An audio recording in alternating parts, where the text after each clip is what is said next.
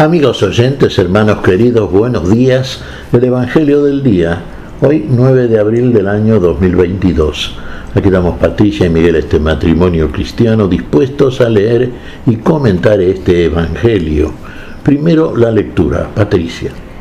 Lectura del Santo Evangelio según San Juan, capítulo 11, versículos del 45 al 57. Al ver que Jesús había resucitado a Lázaro, muchos de los judíos que habían ido a casa de María creyeron en él, pero otros fueron a ver a los fariseos y les contaron lo que Jesús había hecho. Los sumos sacerdotes y los fariseos convocaron un consejo y dijeron: ¿qué hacemos? Porque este hombre realiza muchos signos. Si lo dejamos seguir así, todos creerán en él, y los romanos vendrán y destruirán nuestro lugar santo y nuestra nación. Uno de ellos, llamado Caifás, que era sumo sacerdote ese año, les dijo: ustedes no comprenden nada. ¿No les parece preferible que un solo hombre muera por el pueblo y no que perezca la nación entera? No dijo eso por sí mismo, sino que profetizó como sumo sacerdote que Jesús iba a morir por la nación. Y no solamente por la nación, sino también para congregar en la unidad a los hijos de Dios que estaban dispersos. A partir de ese día, resolvieron que debían matar a Jesús. Por eso, él no se mostraba más en público entre los judíos, sino que fue a una región próxima al desierto, a una ciudad llamada Efraín, y allí permaneció con sus discípulos. Como se acercaba la Pascua de los judíos, mucha gente de la región había subido a Jerusalén para purificarse. Buscaban a Jesús y se decían unos a otros en el templo: ¿qué les parece? ¿Vendrá a la fiesta o no? Los sumos sacerdotes y los fariseos habían dado orden de que si alguno conocía el lugar donde él se encontraba, lo hiciera saber para detenerlo. Palabra del Señor. Gloria a ti, Señor Jesús. Qué importante este pasaje realmente, ¿no? Recordemos, Jesús había resucitado a Lázaro, el hermano de María y Marta de Betania. Bueno, muchos judíos fueron a la casa de María a constatar la veracidad de esto. Y efectivamente, el Señor había resucitado a su amigo Lázaro. Entonces, claro, esto cundió, esta noticia, la importancia, los signos, los milagros que hacía Jesús. Movía el interés hacia Jesús y el consecuente seguimiento. Pero claro, otros fueron más bien que a la casa de María, al templo, a hablar con los fariseos, y le contaron esto precisamente. Claro, y ahí hubo un conciliábulo entre todos aquellos que defendían, bueno, el templo, la religión del templo, a su manera naturalmente. Jesús hacía muchos signos, eso era peligroso, porque el pueblo lo seguía, iban a venir entonces los romanos, iban a destruir al templo, a destruir a la nación. Entonces, ¿qué surge? ¿La voz de quién? Y la voz de uno que era muy importante, el más importante dentro de este esquema político religioso. Caifás, el que era el sumo sacerdote. Y claro, les dijo de esta manera, en términos duros: ustedes no entienden, no comprenden. ¿No es preferible que muera un hombre por toda la nación y no que muera la nación por causa de un hombre? Claro, esto lo decía Caifás. Es notable este apunte, ¿no es cierto?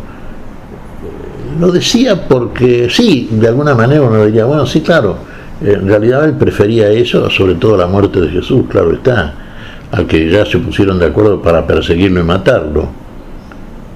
Pero sino porque era sumo sacerdote, y conforme a la ley, la creencia, el sumo sacerdote ese año tenía que formular una profecía.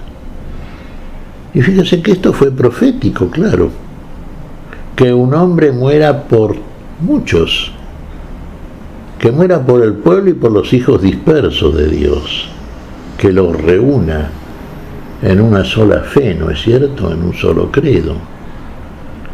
Pero no puede entender los hijos dispersos de Dios. En realidad el Señor viene a morir y poner la vida por todos, los hombres del mundo, en el mundo entero. Los dispersos pueden entenderse también como aquellos que estaban en las naciones. Y la nación, mismo Israel, que era el pueblo elegido, conforme a la figura que vamos viendo en todos los relatos de la Sagrada Escritura. Pero lo real es que, sí, ahí Caifás, como quien dice, sin darse cuenta posiblemente, formuló una profecía, que se cumplió, claro. Jesús murió por todos, va a resucitar por todos, Pascua. Eso por un lado, entonces. Por otro lado, podríamos decir que también la resurrección de Lázaro por parte de Jesús es también un gesto profético a propósito de la propia resurrección. Aquel que levantó con el poder de Dios a Lázaro, que estaba muerto en el sepulcro, seguramente iba a poder resucitar por el mismo poder de Dios, como efectivamente aconteció. El Señor resucitó, luego de ser muerto, perseguido por aquellos que se habían puesto ya de acuerdo para perseguirlo y finalmente matarlo, cosa que efectivamente llevaron a cabo. Claro, a partir de ese momento ya se pusieron prácticamente en campaña todo, ¿no? Inclusive la orden era que aquel que supiera, porque Jesús se daba cuenta que a raíz de esto lo iban a perseguir de una manera feroz. Y entonces se fue de la parte donde estaba. Y más bien cerca del desierto, en la ciudad de Efraín, ahí donde se refugió con sus discípulos. El Señor iría a Jerusalén. El Señor sabía todo esto también. Iba a cumplir toda la Escritura y la iba a cumplir en sí mismo, porque iba a celebrar la Pascua. La Pascua verdadera, esa que en todo el mundo estamos celebrando aquellos que verdaderamente hemos creído en Jesucristo, Pascua nuestra. Y nosotros en Él también. Bueno, así las cosas entonces es lo que prontamente vamos a celebrar. Hermanos, estamos ya ingresando en el Domingo de Ramos y finalmente vamos a ir al Domingo de Pascua. Vamos a ver entonces la muerte y resurrección del Señor. La muerte del Señor por nuestra muerte, murió por todos, y la resurrección del Señor, Pascua, que resucitó por y para todos. Gesto profético de parte del Señor, también prefigurado en Lázaro, la resurrección de Lázaro. ¿Qué te parece, Patricia? Pues pensando en lo que decía Caifás, que profetizó, es necesario que un solo hombre muera. Y mira, me imaginaba, Miguel, esa presentación que hizo Pilato de Jesús ante los fariseos y todo el pueblo, todo golpeado, coronado de espinas, sangrante. Me lo imagino en la cruz. Toda esa cuestión que uno humanamente considera como fealdad, ver a un hombre golpeado, maltratado, es nuestra propia fealdad en el pecado.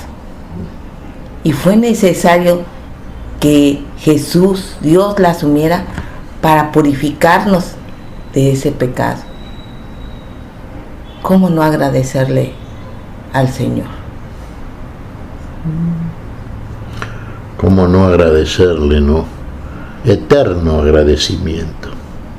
Un agradecimiento que en nosotros mismos ve cumplida la misma figura que vimos, y la vimos verdaderamente si la contemplamos en orden a la fe. ¿Qué dijo Pilato cuando mostró a Jesús en ese estado que vos comentás? Este es el hombre. Exe homo, te recuerdo las palabras, este es el hombre.